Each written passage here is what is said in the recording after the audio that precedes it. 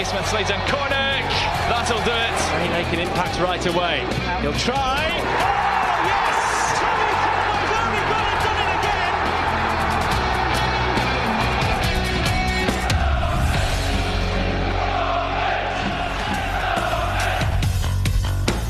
Stoke-on-Trent, famous for its ceramics, being the birthplace of Sir Stanley Matthews and, of course, the home of Stoke City. The Bet365 Stadium, the destination today for Bristol City's final game of the season. The Robins are on a roll, now 7 unbeaten and have won their last 5 visits to Stoke, so will undoubtedly want to end their campaign with a 6th. Tommy Conway clinched his 12th goal of the season, and Scott Twine netted directly from a free kick to give City a 2-0 victory over Rotherham United last weekend. So spirits in the camp will be high. But the Potters are enjoying one of their better spells of the season, so we'll be looking to spoil that end of season party.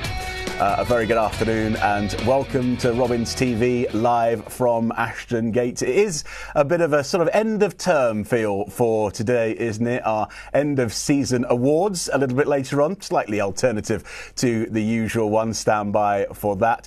Looking forward to all the action, of course, from Staffordshire, and we've got, perhaps a goal of the season argument to have. Maybe we can have some interaction with you as well. But first, let me introduce you to my studio guest, a huge Bristol City fan. It's Patch Warner. Patch, you're also involved in the Former Players Association, an integral part of that. Writes all the scripts for me for all of the pitch side stuff. The Heritage and Archive Committee is something else that you're involved with. Not only that, also runs one of the most popular Bristol City podcasts.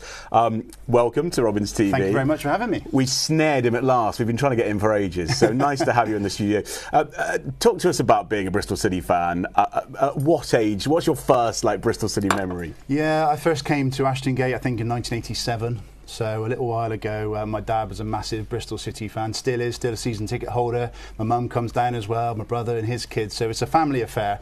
But 1987 I think was my first game, and it is a way of life. I think that was the coined phrase from last season's season ticket campaign, but it definitely is a way of life. And we were just talking there about what we're going to do next week with no football, and for mental health reasons I'm going to carry on doing the podcast, carry on talking about football, and obviously enjoy the Euros as well. Excellent stuff. I mean, the sort of integralness of you here and now the role that you're playing in the Former Players Association with Neil, that must have been a fantastic achievement and something that you're very proud of. Absolutely love doing it. It's something I wouldn't change for the world. Meeting some idols of mine and idols of an older generation as well. Getting to meet some of these guys from the 70s that did so well and getting us to the First Division. And they love it. And that helps me. It just really brings to life what it can achieve for them and for the fans, seeing them walking through hospitality. And yeah, it's been an absolute privilege. I think it's really important, isn't it? Because that's our club's history, and if we don't introduce that history to the younger fans, they'll never know about it. And it's a bit like Armistice Day. If you don't continue to talk about it, it will eventually disappear. So I think that's a really important part of what you do. Yeah. And then the podcast. Very brief. How did the podcast come about? Well, how long have you got? I'll give you the high level version. So I was on holiday seeing my cousin in the States, and he had just started a podcast, and I went on as a guest, and I really enjoyed it. So I thought, what can I do when I get home? Relatively quite straightforward and easy to do once you know what you're doing. And we started one, 3 of us, hence the name, 3 peeps in a podcast. We were described as 3 peas in a pod when we used to walk together and work together. And that was 2015, so quite a while ago now. We're celebrating our 9th birthday next month. And it was about 4 years ago that I thought, I really like doing this sort of stuff. And obviously Bristol City is a massive part of my life. We'd been on the radio a number of times talking about the games, but that was only for 5 minutes, 20 minutes, So I said, right, well, let's use this vehicle. So what we have is we call it the original show now, which still exists, and that can be any topic, anything goes. But we've now got Robins Review, which is review of every game. So during every game, I'm there furiously making notes, trying to remember what's happened, and we've got a good structure to it now. It is a mental health focus as well, as I've said, and we say, how are you out of 10 at the start of every podcast. So that spawned about 4 years ago, and then just after that, I started another podcast called Robins Reunited, all under the Three Peeps banner, Yeah. and that was me and two former players talking about their time at Bristol City, and that is essentially how I got involved in the FPA. So it's a story from start to finish. Excellent. Love it. It's great to have him here, isn't it? Patch will be with us for the whole show. Looking forward to that. Right now, though, the team news is in from Staffordshire. The man with all the information this afternoon and leading you through commentary is Alex Duffel. Good afternoon, sir. Good afternoon, Downsy. Thank you very much, and welcome along, everyone, to the Bet365 Stadium for the final time this season. Stoke City have ensured their survival in the division with back-to-back wins in their last two games. Stephen Schumacher goes with the same starting 11 as he did last week against Southampton. Expect a 4-2-3-1 from Stoke with Daniel Iverson in goal, a back four of Hoover, Wilmot, McNally and Stevens, Laurent and Thompson the holding midfielders, January signing Millian Manhoof on the right wing, Jun Ho Bay on the left and Cundle in the 10 behind Tyrese Campbell, who leads the line. Wolves' loanee pairing Hoover and Cundle have arguably been Stoke's two best players this season, both having scored 4 each and providing a creative threat going forward. On the bench for Stoke this afternoon are US international Lyndon Gooch, Berger, Potter's top scorer Andre Vigigal, Chamadou, Lloris, England under-17 international Sol Sidibe and the man who settled the reverse fixture between these two sides, Nathan Lowe. As for Bristol City, Liam Manning has made 2 changes to the side which beat Rotherham 2-0 last week. Cam Praying and Matty James both miss out with injury, so in come Jason Knight and Mark Sykes. So O'Leary makes it a full season, starting as City shot stopper. Player of the Year Rob Dickey in the heart of defence. Tanner, McCrory and Roberts all continue, but with Sykes coming in for Pring, we might see a slight defensive reshuffle. Jason Knight in for James as a like-for-like replacement in the middle of the park, with Knight also taking the armband. Joe Williams will be his partner in crime in central midfield. Twine, who scored that wonderful free kick last week in the 10, with Mehmeti on one wing, Sykes probably coming in on the other. And Robins, Young Player of the Year and winner of the champagne moment of the season, Tommy Conway starting up top. Zach Viner makes a return to the Robins matchday squad, and there's another place on the bench for youngster Elijah Morrison after he made his debut last week. But the standout name on the Bristol City bench is Andy King, who yesterday announced that today will be his final game of professional football in a glittering career before retirement. So here is to give us his final pre-match thoughts for the last time this season, Robins boss Liam Manning. Liam, 2 changes today, Jason Knight and Mark Sykes come in, 2 players with plenty of energy. Yeah, and of course, we're in a position at the minute where we're fortunate enough to make changes and bring in quality. Some of it obviously is obviously Pringy and JMO had their operations after the game last Saturday, so it's one of those lads with high energy, lads that are performing well, and I think it's been the case of anyone. Recently we've made changes, people have stepped up and delivered, so looking forward to, I'm really pleased with so much of Rotherham, so I'm looking forward to seeing what we do today. Not quite the sunny final day you would have expected, but a day to look forward to still. Yeah, of course, every game, whether it's the first game, the last game, the whatever. For me, it's make the most of every time you get the opportunity to play, and that's the mindset we're working on at the minute. Every game hugely important. Train the behaviours that you want, train that, and you should be able to bring it out in the game. So, yeah, like I say, the weather, I've not seen the sun in a long time, but like I say, for me, I'm looking forward to it. You spoke in the week out about a Schumacher side and how much you respect him. What kind of tests do you expect from them today? Yeah, tough one if you look at their recent results. Obviously got themselves clear. Got a huge amount of respect for Shu and what he's done in terms of, when you look what he did at Plymouth, and then obviously in the short time he's been here, the impact he's had. So, yeah, I think it's going to be a difficult game. They've got good quality players, and we have to be at our best every game to perform. I think that's the consistent thing in this, at this level. You can't make mistakes and get away with it, or take your foot off it a little bit, because you will get punished. A slightly less serious note, packed out away, and plenty of fancy dress in there as well. Should be a good day for the fans. Yeah, definitely. We want to send them home happy as best we can. So, yeah, fans on the road have been incredible this season. So a massive thank you from me, players, staff, on the support we've had. Hopefully we can keep building on that, and keep building on some of the special away memories we've had this season. Andy King on the bench today, yesterday announcing his retirement after today. What a career he's had. Yeah, phenomenal. When you look at it, what he's won, what he's achieved, something that him and his family should be, super proud of. Said to him yesterday, I would have, loved the privilege to have, had the opportunity to work with him in his, in his prime. I get to see his qualities every day. But I look at it, he's going to be someone that's going to go on and have a successful coaching career. You know, how he is as a person, his knowledge of the game, his understanding. You know, he's got everything set to go now. So, like I said, it was massive in terms of the impact he had in the changing room behind the scenes. Privileged to work with him, and you know, me, everyone at the club, thank him for what he's done and wish him all the best in the future. Ah, bless. Ryan Morgan chatting to the gaffer there, talking of Andy King. An amazing career, 17 years, 450 club appearances, 50 caps for Wales, 63 for Bristol City, and of course, one goal. He was a Robins fan when he was a kid. Yes. I don't even know how that came about. Do you? Yeah, so I think he was born in Barnstaple, but his wider family are Bristol City fans. So yeah, there's pictures of him sat in the Dolman stand and with his shirt on, his old school shirt. So yeah, he's been a player who has never let Bristol City down. He's been asked to fill in at the back, in midfield, but for me the biggest part that he's played is bringing on the younger talent and having a word in their ear when they need it. Tommy Conway and Alex Scott in particular, you know, where Alex has gone and Tommy, the player he's become. So Andy King has done wonders for Bristol City over the last 3 seasons. Great stuff. And long may his memory live strong. He'll be a former player, right? Yeah, we'll be signing him up soon. I love it. Right, so it is that sort of time of the season. Everybody starts talking, oh, goal of the season, arguments akimbo, I'm sure, in every Bristol City household. Well, the team here at Robins TV are no different. Let's have a look at the crew's favourite 5.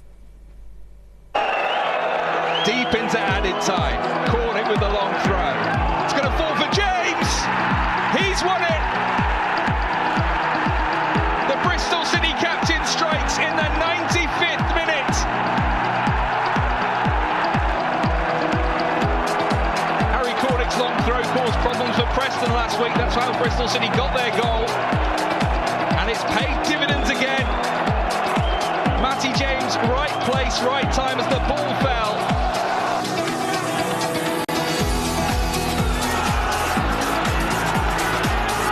Bristol City snatching here, they might!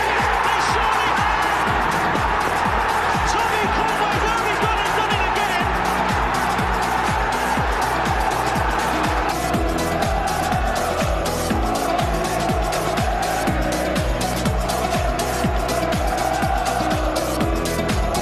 Such grace and elegance on that to just lift it beyond Johansson, who was helpless in the end.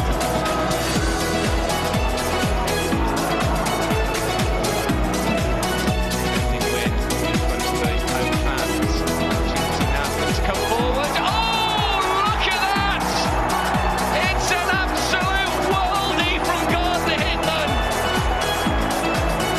An astonishing bit of skill. Well, the home fans can barely believe their eyes. He picks it up, there's not a lot on. He's got defenders all round him and he thinks, I'm going to go for goal. What a good choice that is. It's a fantastic strike. No keeper in the world is saving that one. Gardner Hickman with his first goal of the season and his first for Bristol City. Puts his team ahead. Crowd left disappointed with Hermanson out of his ground, but here's Mehmeti. Hit it well! Very well! Anis Mehmeti with a scorcher! And rest assured, that goal is not only being celebrated by Bristol City fans, really talented off both wings, and boy did he show it here with his left foot.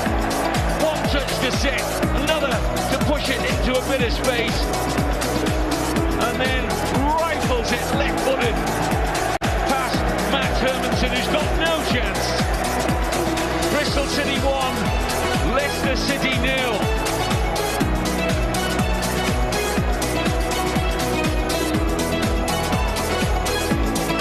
Here's Twine.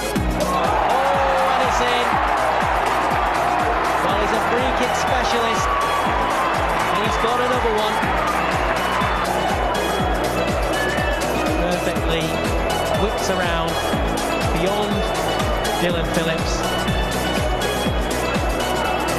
Bristol City have a second. Expertly taken. Some fantastic memories. We're running a little bit behind, Patch. Very quickly, your goal of the season is? TGH. Yeah. Fantastic. 3-2 home win. What more do you want? Absolutely. My line, the bend on the ball, just slightly bigger than the bend on the name on the back of his shirt. Absolutely. Love him. Taylor, thank you very much. Right, you're watching Robins TV. Still to come then, we will have the inaugural Robins TV Alternative End of Season Awards. And of course, all the action from the Bet365 Stadium. All on the way after this short break.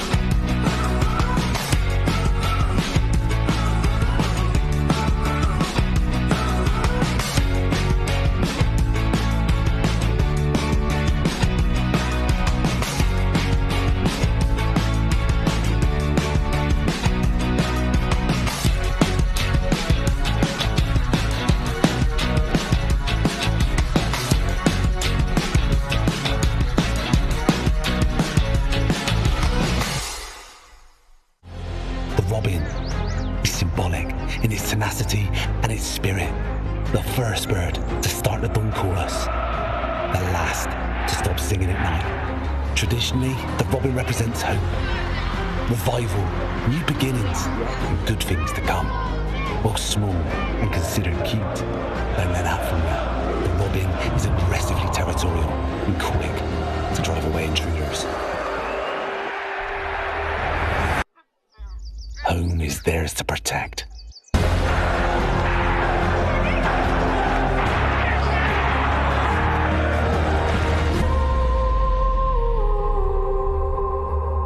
Boldly and bravely. Ashton Gate is our home, our territory, our fortress to defend. Bristol is our community, our family to protect and care for. We care for and nurture our own academies to develop them into first-team players through opportunity. Our bravery, our fearlessness allows us to play with freedom. To entertain our fans and to inspire our community. We play to win, we exist to inspire. We always believe.